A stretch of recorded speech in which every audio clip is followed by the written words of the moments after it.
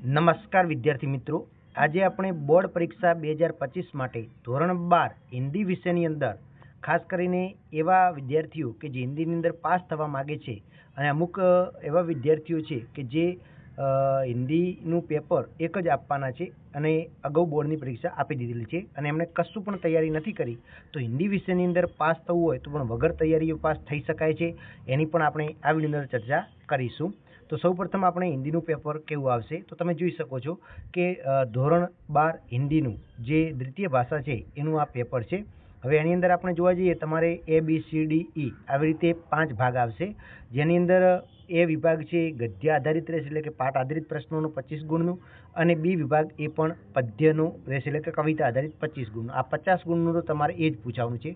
બાકીની અંદર વ્યાકરણ 20 ગુણનું વ્યાકરણ, પછી અર્થગ્રહણ 15 ગુણનું અને લેખન વિભાગ 15 ગુણનું. હવે એવા ઉમેદવારો છે જે લેખન વિભાગમાં અને અર્થગ્રહણની અંદર 30 માર્ક્સ વગર વાંચે આપણે આવવાના છે, કારણ કે ચોપડીમાંથી તો પૂછવાનું નથી, બહારનું જ પૂછવાનું છે. 30 માર્ક્સ તો તમારા પાકા છે. બાકીના હું કહીશું કે કઈ રીતે મળે છે. તો પહેલાં તો આપણે સમજીએ ભાઈ કઈ રીતે પૂછાય છે. તો આપણે પેપર જ જોઈ નાખીએ.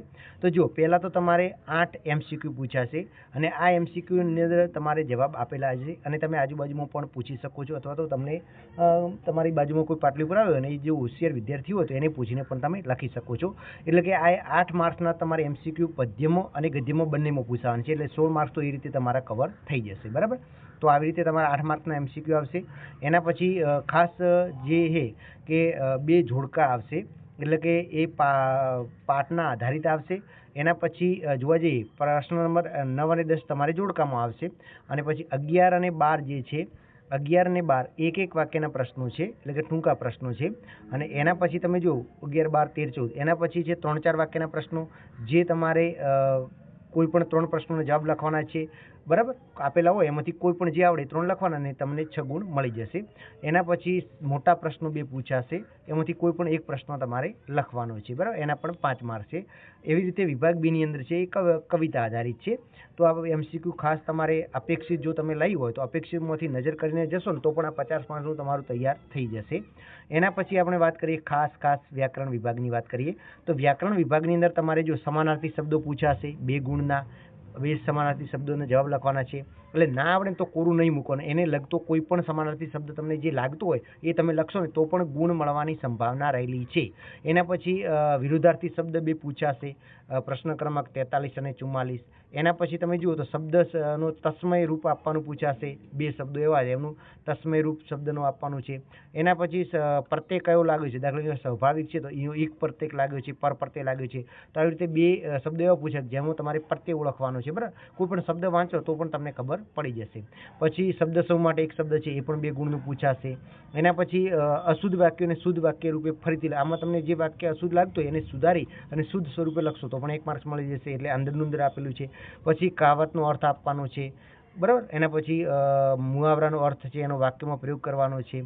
પછી તમારે આગળ જોઈએ તો પ્રશ્નોના જવાબ આપવાના છે, જે ખાસ કરીને તમારે હિન્દી ભાષાને લગતા છે. બરાબર, તો આ રીતે તમારે 20 ગુણનું વ્યાકરણ પૂછાશે. અને હવે આવે છે ડી વિભાગ, જે અર્થગ્રહણને લગતો છે. એની અંદર તો તમે જુઓ તો અહીંયા તમારે જે અહીંયા પંક્તિ આપેલી હોય એ પંક્તિનું તમારે શું કરવાનું છે તો એનું તમારે ગદ્યમાં ફેરવવાનું છે. અહીંયા અર્થ વિસ્તાર એનું કરવાનું એ પણ કહી શકાય છે. આપકે કાલીન દેખેંગે કિસ દિન ઇસ સમય તો પાંડવ કીચડ મેં સને, એટલે આવી જે પંક્તિ છે એનું તમારે વ્યાખ્યાન રૂપે તમારે એનું લખવાનું થશે. બરાબર, અને એના પછી તમે જુઓ તો ત્રીજા ભાગનો ફકરો. હવે આની અંદર તો કંઈ ના આવડે ત્યાં શું કરવાનું, વારંવાર 2 થી 3 વાર વાંચવાનું અને પછી આનું શીર્ષક આપી દેવાનું અને એક પહેલી લીટી, વચ્ચેની લીટી અને છેલ્લી લીટી લખી નાખશો તો પણ તમને 3 ગુણ તો મળી જવાના છે.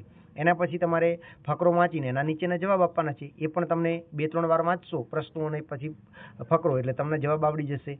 એવી રીતે 10 ગુણ મળી જશે. અને વિભાગ ઈની વાત કરીએ તો એ 15 ગુણનો છે. એની અંદર તમારે એક સ્ટોરી લખવાની છે, જે અહીંયા મુદ્દા આપેલા છે એના આધારે તમે સ્ટોરી થોડા ઘણી બનાવો તો 2 થી 3 ગુણ તો આમને મળી જશે. અને જો વ્યવસ્થિત લખશો તો પણ તમે સ્ટોરી તો વાર્તા સાંભળેલી જશે, એના પણ ગુણ મળશે. અને નિબંધ લેખન તો એ પણ તમારે બાકી રાખવાનું નથી, કોઈ પણ એક નિબંધ લખવાનો છે. તો આવી રીતે તમે લખશો ને તો પાસ તો પણ ઇઝી થઈ જશે. અને હિન્દીમાં તમે અપેક્ષિતમાંથી તૈયારી કરી છે તો પણ તમારું કામ થઈ જશે. અને ખાસ વિભાગ ડી અને ઈ તમારી મૌલિકતા આધારિત છે, એમાં તો કોઈ તૈયારી કરવાની જરૂર છે નહીં.